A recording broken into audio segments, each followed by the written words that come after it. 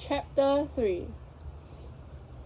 Instantly, the corridors went from empty to overflowing as girls ran and staff members hurried, and the lights continued to pulse off and on. A shelf of trophies spun around, sending the plaques and ribbons commemorating winners in the annual hand-to-hand combat and team code-breaking competitions to the hidden compartment behind the wall, leaving a roll of awards from swim meets and debate contests in its place.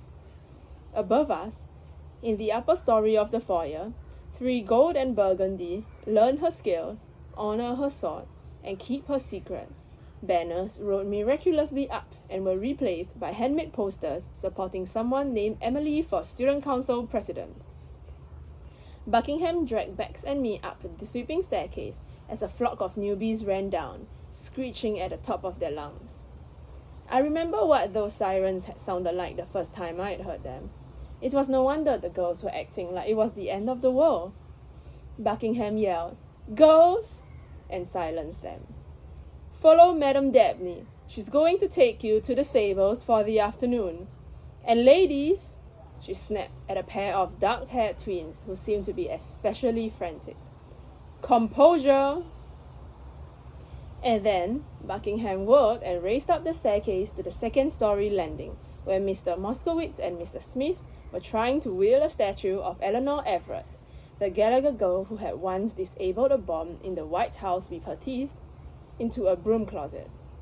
We swept through the Hall of History, where Gillian's sword slid smoothly into the vault beneath its case like Excalibur returning to the Lady of the Lake, and was replaced by a bust of a man with enormous ears who was supposedly the school's first headmaster. The entire school was in a state of organized chaos. Bex and I shared a questioning look, because we were supposed to be downstairs, helping the other sophomores check the main level for anything spy-related that someone might have left lying around.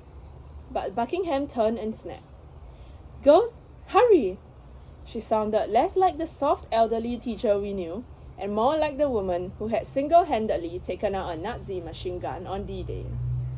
I heard a crash behind us, followed by some Polish expletives, and knew that the Eleanor Everett statue was probably in a billion pieces.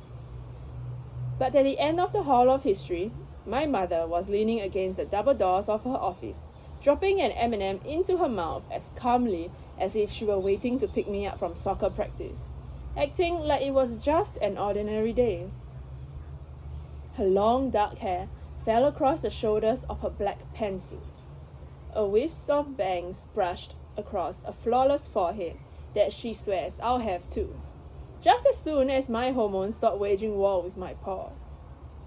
Sometimes I'm seriously glad that we had lived 90% of our lives inside the mansion, because whenever we do leave, I have to watch men drool over my mom, or, ask if we are sisters, which totally freaks me out. Even though I know I should be flattered that anyone would think I was related to her at all. In short, my mom's a hottie. "Hey Cam, Rebecca," she said, before turning to Buckingham. "Thanks for bringing them, Patricia. Come inside a sec." Inside her office, thanks to its soundproof walls, the mayhem of the rest of the school completely faded away.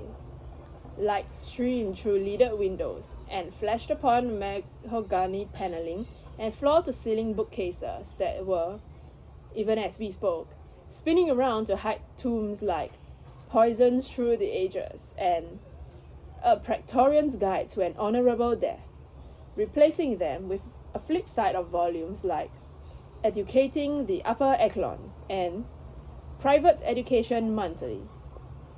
There was a photo on her desk of the two of us on vacation in Russia, and I watched in awe as we hugged and smiled in the frame, while, in the background, the Kremlin was replaced by Cinderella's castle at Disney World.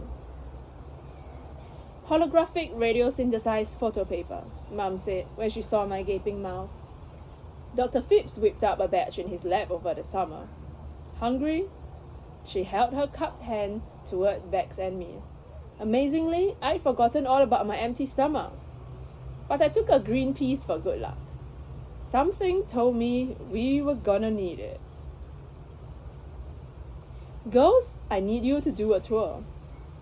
But we're sophomores, Bex gasped, as if my mother had mysteriously forgotten. Mum's mouth was full of chocolate, so Buckingham explained. The juniors are beginning their semester with interrogation tactics, so they're all under the influence of sodium pentanol at the moment. And the seniors are being fitted with their night vision contacts, and they won't undilate for at least 2 hours. This is most unfortunate timing, but code reds are such for a reason. We don't know when they'll happen, and, well, one is happening now. What do you say? Mom asked, smiling. Can you help us out?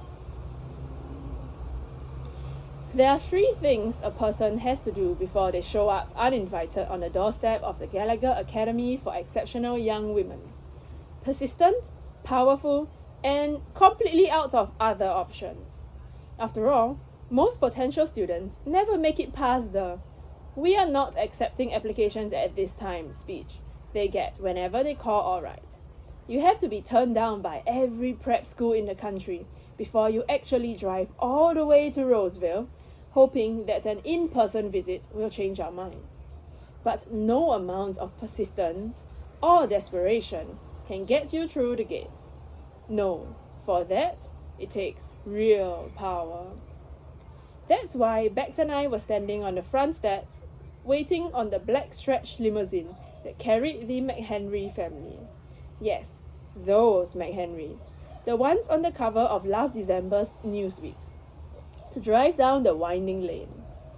They were the kind of people who aren't easily turned away, and we learned a long time ago that the best place to hide is in plain sight. So Bex and I were there to welcome them to Gallagher Academy for Exceptional Young Women. Our mission? Make sure they never know just how exceptional we really are. The man who stepped out of the limo wore a charcoal grey suit jacket and power tie. The woman looked like the cosmetic era she was, not a hair or lash out of place. And I wondered if my cherry lip gloss would impress her. Judging from the scowl on her face, it didn't. "Senator," Beck said, extending her hand toward the man, sounding as American as apple pie, and loving the charade. "Welcome to the Gallagher Academy. It's an honor to have you with us today." I thought she was laying it on a little thick until Senator McHenry smiled and said, "Thank you. It's wonderful to be here." As if he didn't realize she couldn't vote. "I'm Rebecca," Beck said. "This is Cameron." The senator glanced at me and then quickly back to Bex, who looked like a picture-perfect model of an elite education. "We're happy to show you," and that's when Bex and I both realized that their daughter hadn't appeared. "Is your daughter going to be—" But just then, a black combat boots emerged from the limousine. "Darling," the senator said, pointing towards the stables. "Come look, they have horses." "Oh, is that what I smell?" Mrs. McHenry said with a shudder. "For the record, our school smells just fine. Unless, of course, your smelling ability has been irreparably damaged by a lifetime of sniffing perfume samples." But the senator glared at his wife and said, "Macy loves horses." "No, Macy hates horses," Mrs. McHenry said, narrowing her eyes and glancing towards Bex and me as if to remind the senator not to contradict her in front of the help. "She fell off one and broke her arm."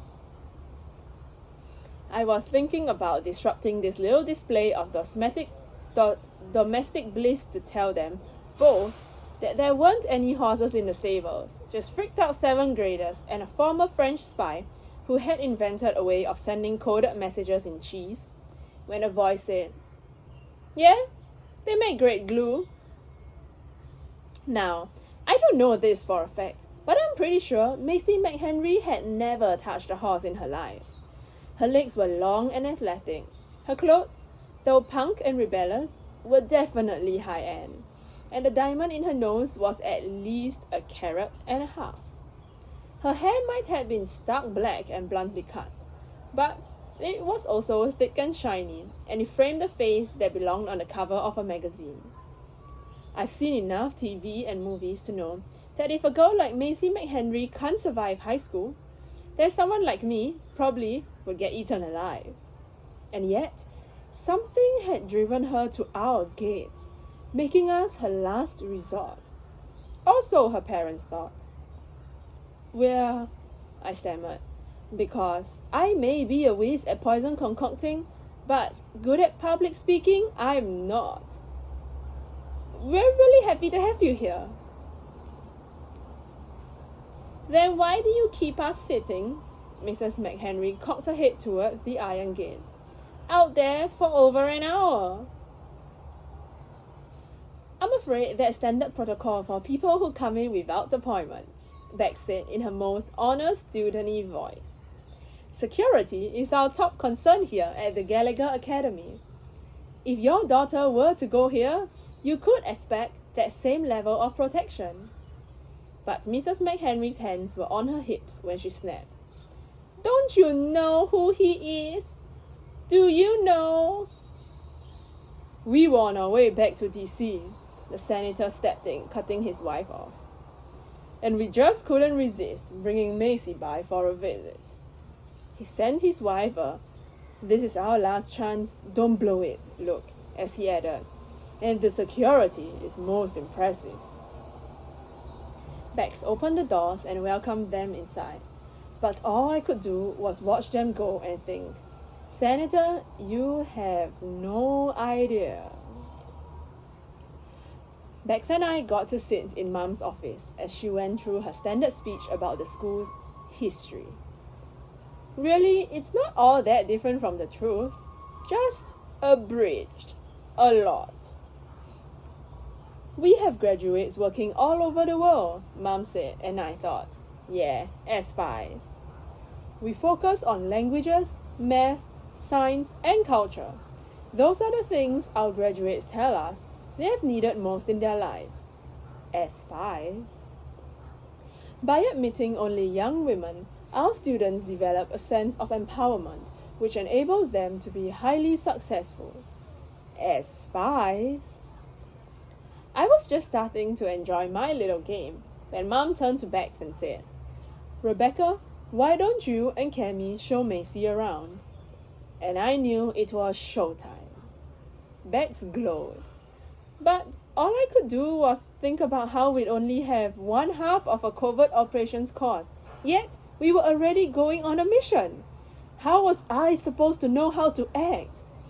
Sure, if Macy wanted to conjugate Chinese verbs or break KGB codes, I was perfectly trained. But our mission was to act normally, and that's something I'm totally not qualified to do. Luckily, Bex just likes to act. Period. Senator, Bex said, gripping his hand, it was an honor meeting you, sir. And you too, ma'am. She smiled at Mrs. McHenry. So glad that you both... Thank you, Rebecca. Mum cut Bex off with her "Don't overdo it" voice. Macy stood, and with a flurry of her ultra-mini skirt, was through the door and into the Hall of History without even a glance at her parents. Macy was leaning against a cabinet that normally chronicled the history of the gas mask, a device on which the Gallagher Academy holds the patent, thank you very much, lighting up a cigarette where we caught up. She took a long, confident drag, and then blew smoke towards a ceiling that probably held a dozen different kinds of sensors, the least of which was for smoke. You've got to put that out, Beck said, entering the make sure she knows she'd be miserable here phase of the operation. At the Gallagher Academy, we value personal health and safety. Macy looked at Bex as if she'd been speaking Chinese. I had nothing to think for a moment to make sure she hadn't. No smoking, I translated as I pulled an empty aluminum can from a recycling bin at the top of the stairs and held it toward her. She took another drag and then looked at me as if to say, she stubbed out her cigarette when I forced her. Which I could, of course, but she wasn't supposed to know that. Fine, I said, and turned to stalk off. "Your lungs." But Bex was glaring at her, and unlike me, she actually looked capable of throwing someone off the landing. So with one last drag, our guest dropped the cigarette into the empty Diet Coke can and followed me down the stairs as a wave of girls pushed past us. "It's lunchtime," I explained, realizing that the green M&M had gotten together with the Tic Tac in my stomach and were trying to convince me that they would like some company. "We can go eat if you want." "I don't think so," Macy cried with a roll of her eyes. But stupid me jumped in to say, "Really, the food here is great," which totally didn't serve our mission objective, since gross food is usually a pretty good turn-off. But our chef is amazing. He actually worked at the White House before this incident involving Fluffy, the first poodle, a gastronomical chemical agent, and some very questionable cheese. Luckily, a Gallagher girl saved poor Fluffy's life, so to show his appreciation, Chef Louis came to us and brought his awesome creme brulee with him.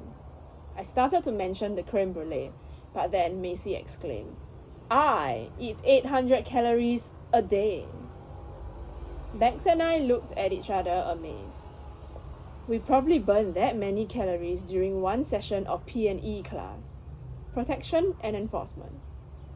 Macy studied us skeptically, then added, "Food is so yesterday." Unfortunately, that was the last time I had some. We reached the foyer and I said, "This is the Grand Hall," because that sounded like a school toury thing to say. But Macy acted like I wasn't even there as she turned to Bex, her physical equal, and said, "So, everyone wears those uniforms?"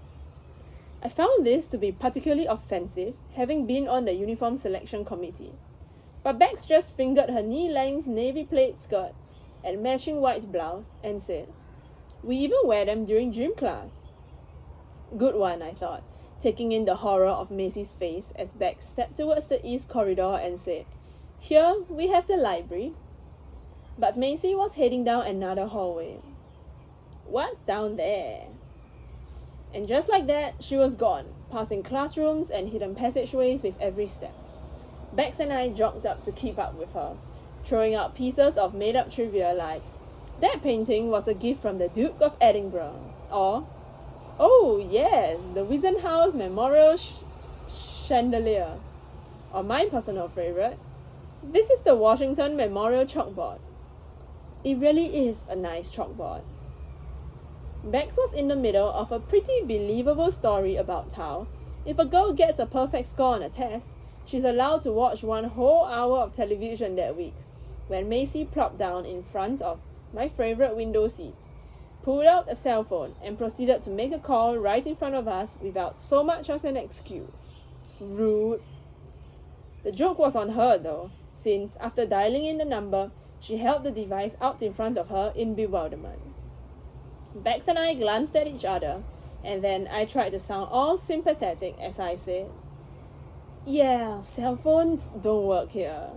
"True." "We are too far from a tower," Bex added. "False.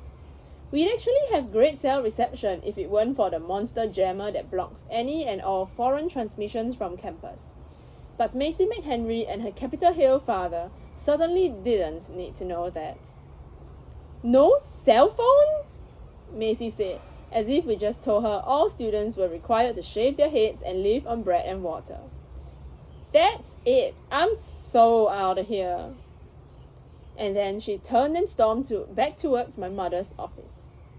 At least she thought that was the way to my mother's office. She was nearing the doors that led down to Research and Development Department in the basement. I was pretty sure Dr. Phipps would have everything in code red form. But in the tradition of mad scientists everywhere, Dr. Phipps had a tendency to be a little, shall we say, accident-prone. Sure enough, as we turned the corner, we saw Mr. Moskowitz, who happens to be the world's foremost authority on data encryption. But he didn't look like a mega genius just then. No, he looked like the resident alcoholic. His eyes were bloodshot and watering, his face was pale, and he was totally stumbling and slurring his words as he said, "Hello." Macy stared at him in disgust, which was actually a good thing, because that way she didn't notice the thick fog of purple smoke that was seeping beneath the stairwell walls behind him. Professor Buckingham was shoving towels in the cracks, but every time she got near the purple fog, she started sneezing uncontrollably. She kicked the towel with her foot. Dr. Phipps appeared with a roll of duct tape and started trying to seal the cracks around the doors. How's that for super spy technology? Mr. Moskowitz kept swaying back and forth. Maybe because the purple stuff had messed with his sense of balance, or maybe he was just trying to block Macy's view, which would have been tough, considering he can't be an inch taller than 5'5". He said, I understand you're a potential student. But just then, Dr. Phipps' tall, lanky frame crashed onto the floor. He was out cold, and the purple smoke was growing thicker. Bex and I looked at each other. This is seriously not good. Buckingham hauled Dr. Phipps into a teacher's chair and started rolling him away, but I didn't have a clue what to do. Bex grabbed Macy's arm. Come on, Macy, I know a shot.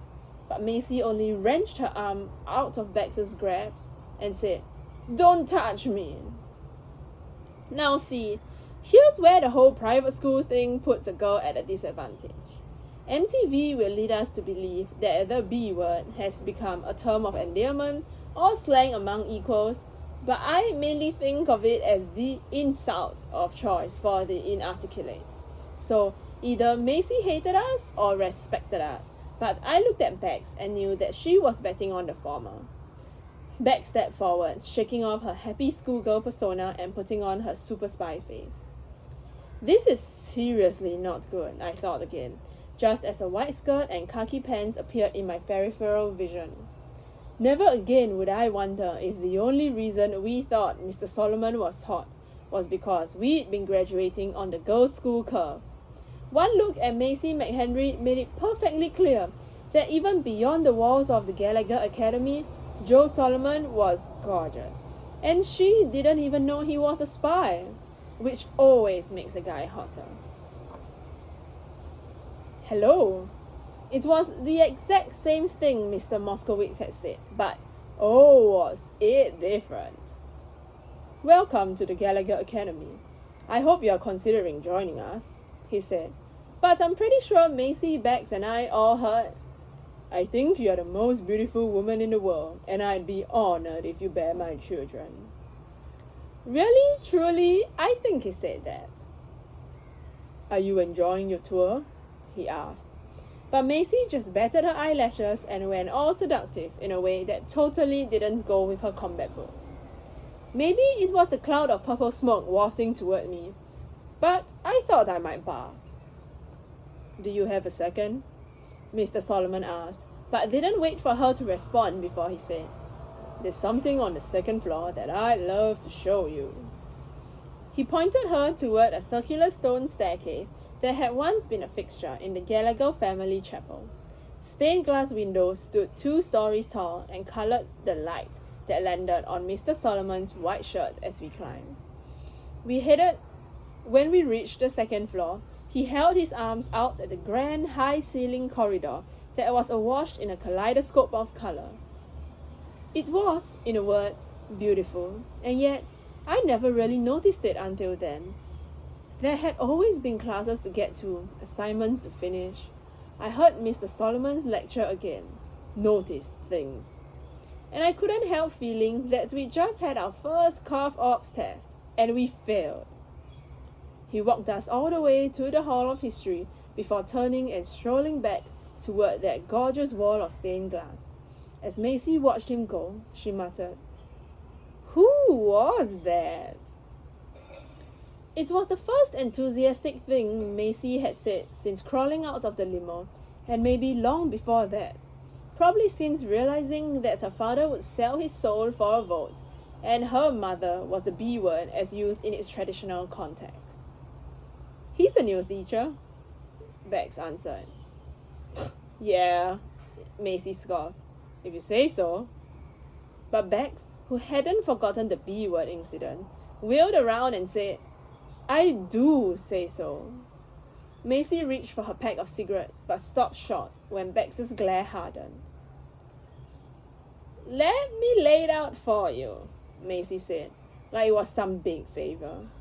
"Best case scenario, all the girls go gaga for him and lose focus, which I'm sure is very important at the Gallagher Academy," she said with mock reverence.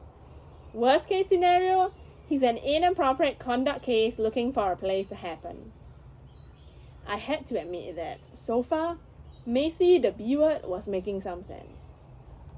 "The only people who teach at these places are freaks and geeks.